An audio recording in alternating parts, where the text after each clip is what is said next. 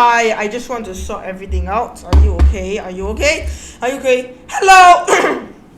Hello, I'm Nathaniel, and today we'll now do question 11 of step 2. So, a train has n seats where n is greater than or equal to 2. We in Singapore have this all the time, where we have to figure out where all the passengers have been allocated a seat, and someone else will understand. This is what I often do. So passenger T1 ignores their allocation and decides to choose a seat at random. So this means that P2, so you read the question, P2 is Tn is Sn, so it must be half. So P3, T3 can sit in seat T3 and T1 through the seat S2, then T2 through the seat S1, or T1 through the seat S1. Therefore, making this a third plus a third times half equals to half. Explain why for k2, 3, n minus 1, this. If passenger T1 sits in seat SK, then passengers T2 to TK minus 1 all sit in their allocated seats. Makes sense, right? The situation just before TK arrives is the same for a train that did not have the k minus 1 seats that have been taken. So basically, you have let's say you have a whole array of seats here.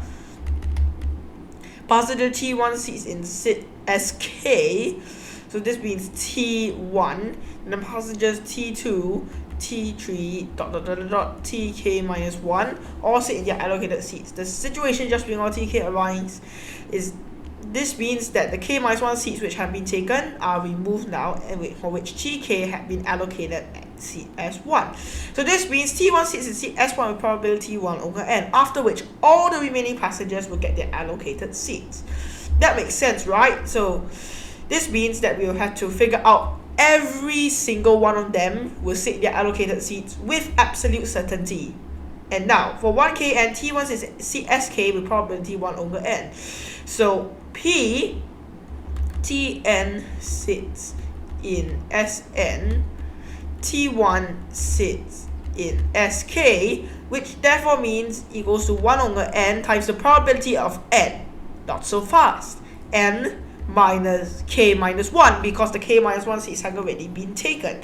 So, and deduce that for n is greater than 3, this happens. So this means Pn equals to 1 over n plus the sigma n minus 1, k equals to 2, 1 over n Pn minus k plus 1 equals to 1 over n, 1 plus n minus 1, k equals to 2, pk, because n minus k plus 1 is isomorphic to the just k and with the same range. Now, isn't that an example of the wonders of mathematics? There. Get the value of p in its simplest form. Well, we've seen with P2 and P3 that p on both values is half, and now we're going to write Pn equals to half. So the case for n equals to 1 is shown in part 1. So suppose pk equals to half.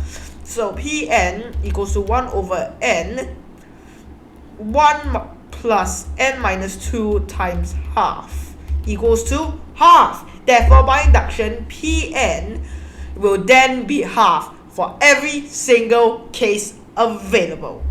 Now, let Qn be the probability that in a train with n seats, Tn minus 1 sits in Sn minus 1. Determine Qn for n is greater than 2.